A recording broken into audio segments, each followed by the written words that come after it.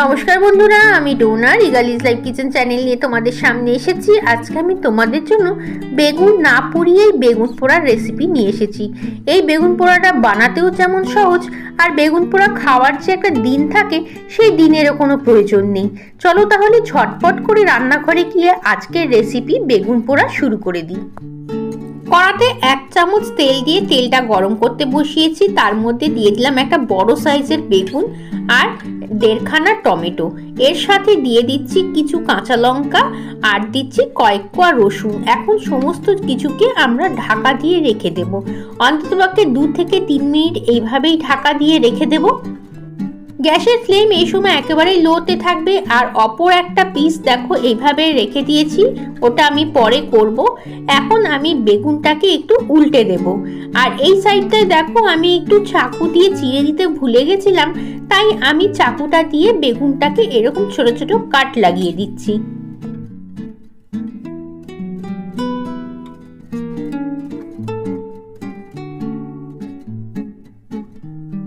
বেগুনটাকে আমি আস্তে করে উল্টে দিচ্ছি। উল্টে দেওয়ার পরে বেগুনের উল্টো পিঠটার মধ্যে আমি চাকু দিয়ে ছোট ছোট করে এইভাবে কাট লাগিয়ে দেব। বেগুনের মধ্যে কাট লাগানোর ব্যাপারটা তোমরা আগেই সেরে নিও। টমেটোগুলোকেও একটু উল্টে পাল্টে দিচ্ছি, আবার এটাকে আমি ঢাকা দিয়ে দিচ্ছি। আরেকটা পিস যে বেগুন রেখে দিয়েছিলাম সেই বেগুনটাকে আমি আগে থেকেই কাট লাগিয়ে দিলাম এইভাবে করে। দেখো টমেটো বেগুন দুটোই একেবারেই সুন্দরভাবে আমার সেকে নেওয়া হয়ে গেছে, আর বেগুনের খোসাটাও আমি ছাড়িয়ে ফেলেছি। আরেকটা যে বেগুন রেখেছিলাম সেই বেগুনটাকেও কিন্তু সেম ভাবে আমি একেবারে নরম করে নিয়েছি গ্যাসের মধ্যে লো ফ্লেমে রেখে। বেগুন দুটোই আমার পুরনো হয়ে গেছে। এখন বেগুন থেকে খোসাগুলোকেও আমি কিন্তু আলাদা করে দিয়েছি। চলো এবার বেগুনটাকে আমরা একটু খুন্তি দিয়ে ঠান্ডা করে নিই। তারপরে কি কি দিচ্ছি বেগুনটার মধ্যে সেটা একটু তোমরা কেয়ারফুলি লক্ষ্য করো।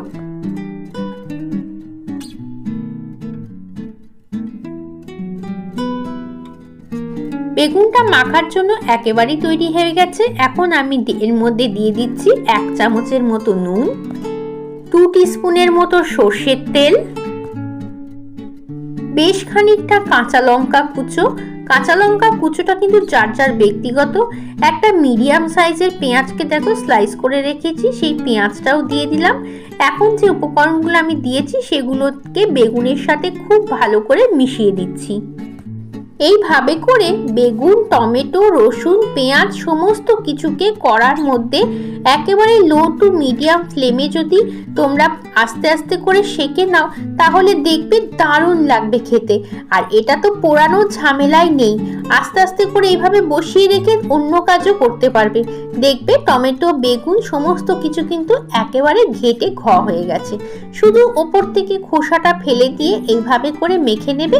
আর গরম গরম ভাত বলো রুটি বলো যাই বলো না কেন অপূর্ব লাগে খেতে।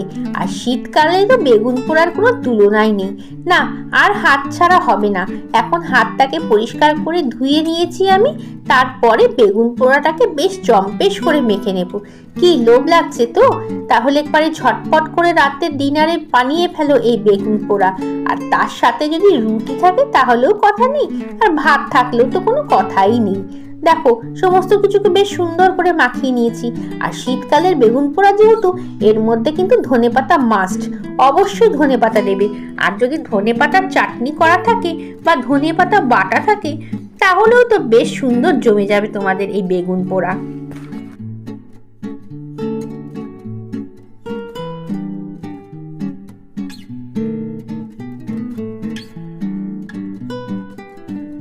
আরেকটা টিপস তোমাদের বলে দিই, যদি শুকনো লঙ্কা পুড়িয়ে রেখে দাও বা তেলে ভেজে রেখে দাও, সেই শুকনো লঙ্কাটাও তোমরা এই বেগুন পোড়ার মধ্যে কিন্তু মাখতে পারো।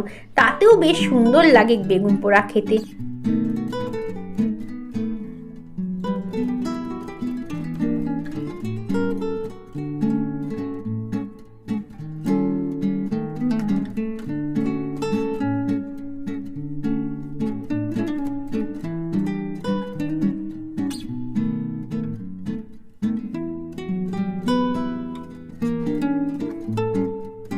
লাস্টে ফিনিশিং টাচে বেগুন পোড়ার সাথে ধনেপাতাটাও ভালো করে মিশিয়ে দিলাম।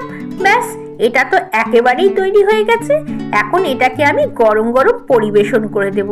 চলো তাহলে খাবার টেবিলে এটাকে পরিবেশন করে দিই। এই দেখো তৈরি হয়ে গেছে শীতের রাতে রুটি ভাত সবকিছুর সাথে খাওয়ার জন্য একেবারে দারুণ স্বাদের বেগুন পোড়া।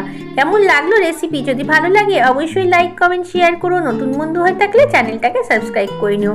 আর আমার এই রেসিপিতে বেগুন পোড়াটাকে একবার একটু খেয়ে দেখো না, আঙুল চেটে পুটে খাবে।